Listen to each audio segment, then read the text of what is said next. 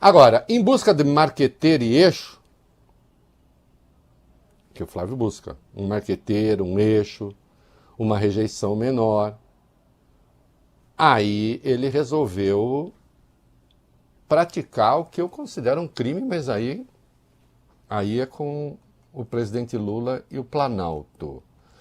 Do que é que eu estou falando? Vamos lá. Ainda lutando para conseguir apoios do Centrão, o senador Flávio Bolsonaro tem enfrentado dificuldades na largada da pré-candidatura à presidência. O filho do ex-presidente Jair Bolsonaro busca reduzir as resistências fora do núcleo bolsonarista e expandir os adeptos à sua campanha. De acordo com o Globo, Flávio tem conversado nos últimos dias com diferentes marqueteiros em busca de alguém capaz de organizar a estratégia eleitoral, dar consistência à comunicação da candidatura e oferecer um roteiro para o período eleitoral. Segundo o jornal, a demanda do senador é por um nome que consiga aproximar a sua imagem da do pai Jair Bolsonaro, mas ao mesmo tempo dar um tom mais moderado, um tom mais centrado e individual. E é aí que reside a dificuldade. Né? Veja, as pessoas, as ideias têm a sua natureza, tem a sua origem, tem a sua história. Né? Eu sempre achei muito engraçado, porque acho que é uma contradição nos próprios termos, eu sempre achei muito engraçada a expressão bolsonarismo moderado. Porque é preciso saber, então, o que isso significa. Preciso saber o que significa o bolsonarismo e o que significa a moderação. O que é o bolsonarismo?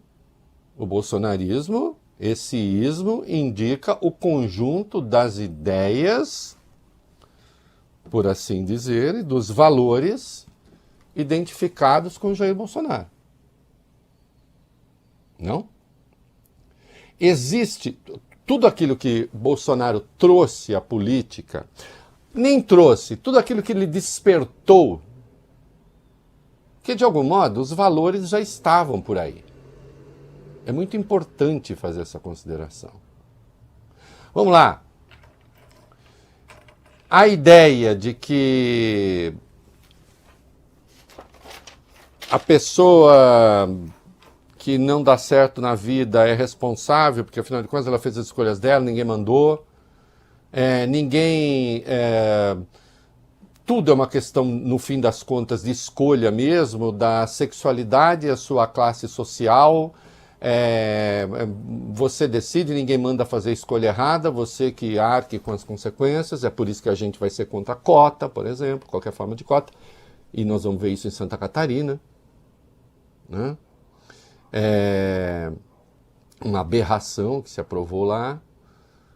A ideia de que violência urbana se responde com violência do Estado, porque eles dizem a única forma eficaz de combater essa violência, e comprovadamente não é. Né? Mas só que isso que o Bolsonaro trouxe, e esse valor que ele consolidou, isso já estava na sociedade. Infelizmente. Preconceitos vocalizados contra minorias sociológicas, etc. Quando eu digo minoria sociológica é porque, por exemplo, mulher é maioria, né, numérica. Às vezes é minoria em termos de direitos, de proteção a esses direitos. Os negros no Brasil, considerando na designação do IBGE pretos e pardos, são maioria, não são minoria, mas são uma minoria sociológica. Do local onde moram, ao salário, aos cargos. E a toda a origem. E nós vamos falar de novo daqui a pouco disso. Vou lembrar o poeta negro Cruz de Souza, que não pôde ser promotor, lá em Santa Catarina. A oposição a qualquer forma de reparação e tal, e mesmo um ódio às ideias de reparação, o Bolsonaro vocalizou. Mas estava na sociedade. Estava e está.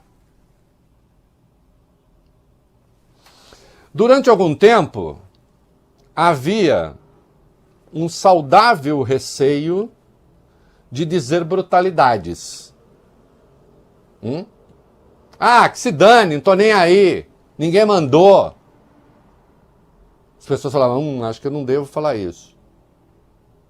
O que é que o bolsonarismo introduziu na política? A coragem. Fala o que você está pensando aí. Não restrinja o seu pensamento. Liberdade de expressão. Nem que essa liberdade de expressão implique, na prática, liberdade de discriminação suposta, que não existe. Então, isso não foi inventado pelo Bolsonaro. Vindo às redes sociais, desaparece a mediação. Aliás, as redes pós-Trump tiraram qualquer forma de mediação também, de filtro. Desaparece a mediação. E aí as pessoas passaram a falar as coisas mais abjetas, absurdas, sob o pretexto de que exercem apenas um direito. Né? Maximizam, tornam absoluta a liberdade de expressão, e aí qualquer outro direito fica parecendo menor. Né? Volta ao eixo. É isso que o bolsonarismo fez com a direita. A direita se tornou caudatária, ela virou um rabicho, mesmo a direita não bolsonarista, desse posicionamento. E isso não tem como ser moderado. Isso é um extremo do pensamento. Não existe moderação nesse caso.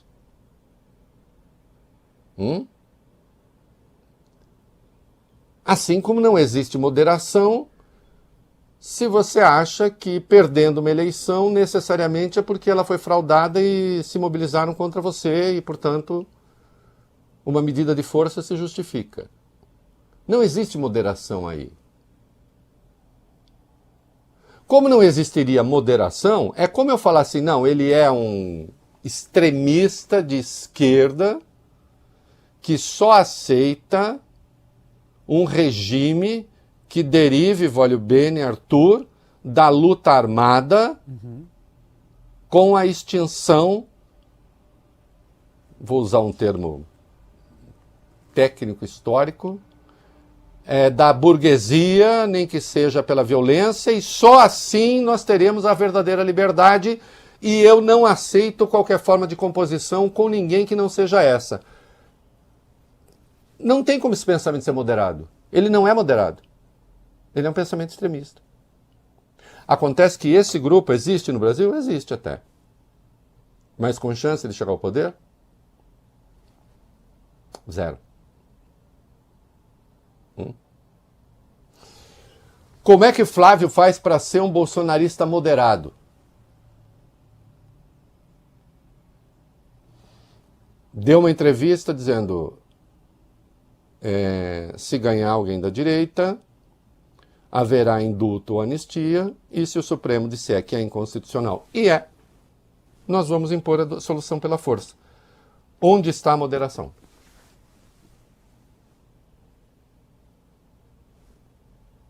Também não tem.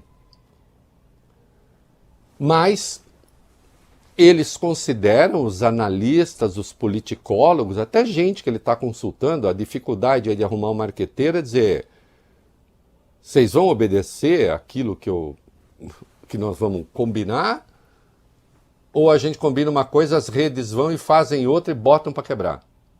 Porque foi assim que o Bolsonaro ganhou. Mas também foi assim que ele perdeu. Foi assim que ele ganhou em 2018, foi assim que ele perdeu em 2022. Flávio está em Israel.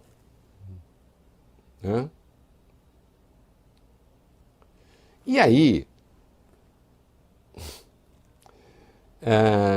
ele fez um discurso em que acusou o Lula de antissemita, que eu entendo ser uma acusação criminosa.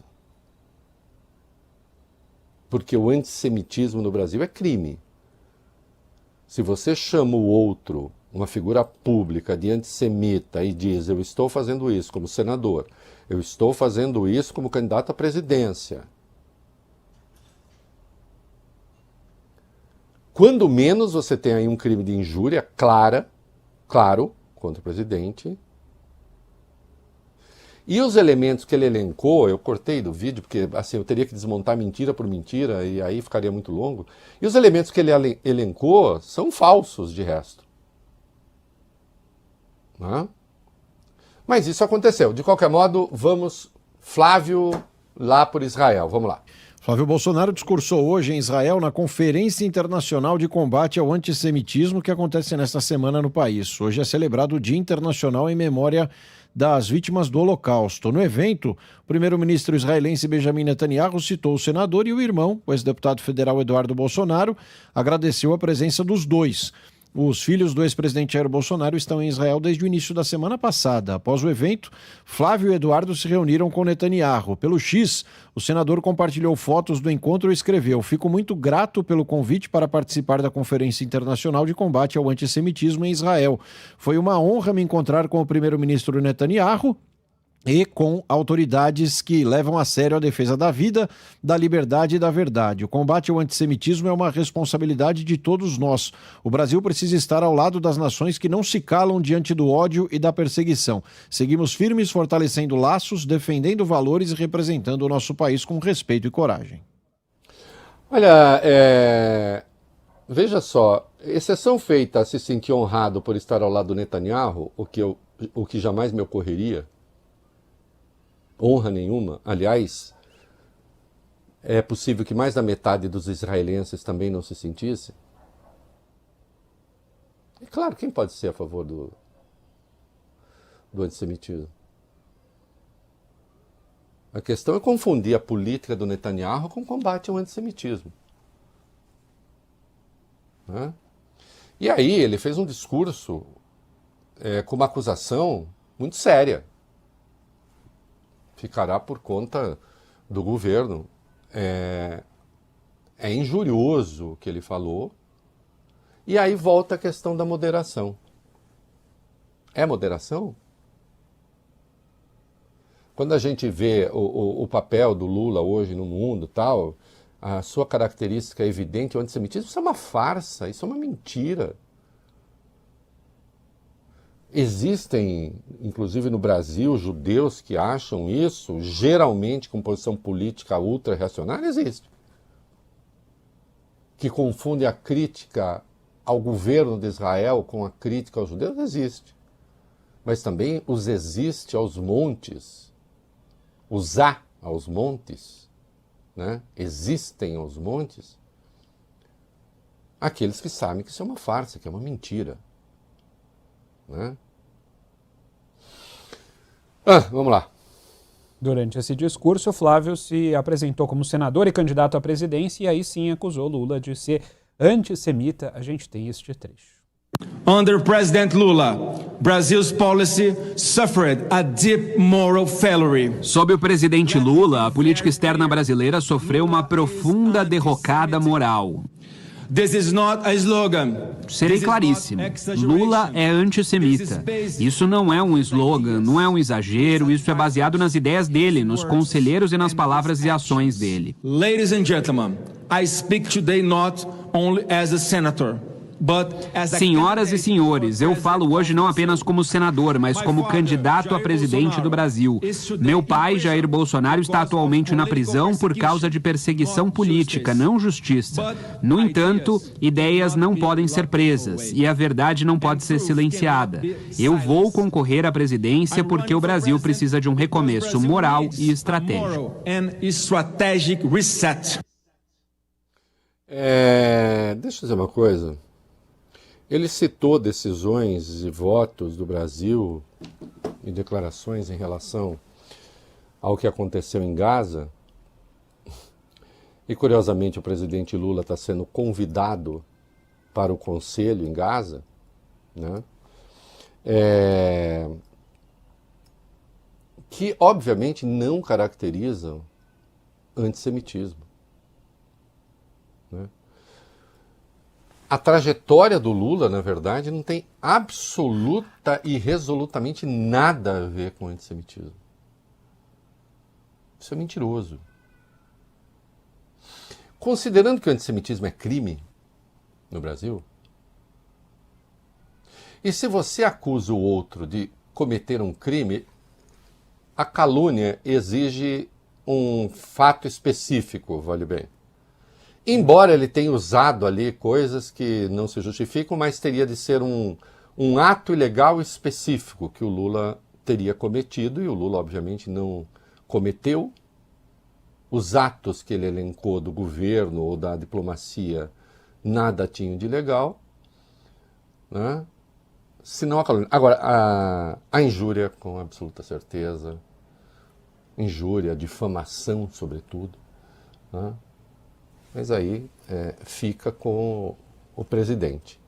E claro, o Lula se manifestou hoje sobre o Dia Internacional em Memória das Vítimas do Holocausto. Vamos lá. Reinaldo, hoje, como falamos, é celebrado o Dia Internacional em Memória das Vítimas, né, do Holocausto. O presidente Lula compartilhou uma mensagem sobre a data escrevendo o seguinte: hoje, Dia Internacional em Memória das Vítimas do Holocausto, é preciso recordar os horrores que a humanidade é capaz de cometer contra o próprio ser humano e lembrar que o autoritarismo, os discursos de ódio e o preconceito étnico e religioso foram as peças com as quais essa grande tragédia do século XX foi construída.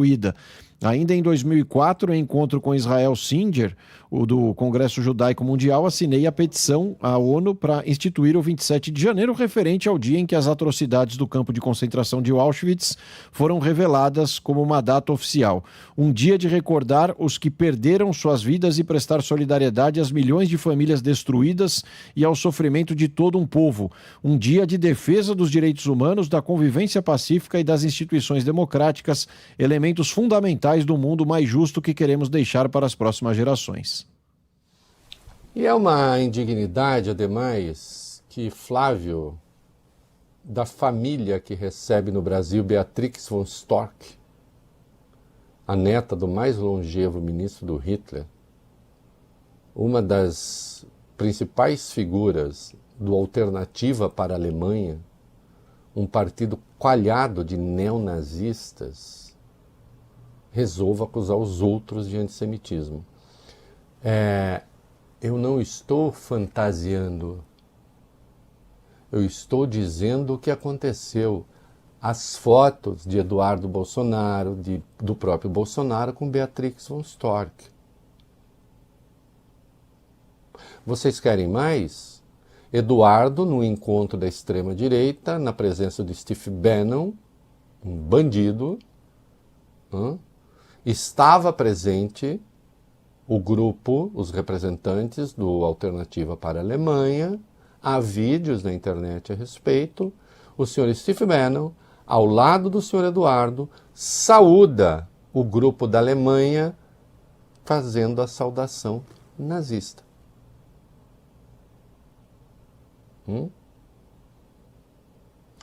Por distorções várias, existem correntes do pensamento, da militância judaica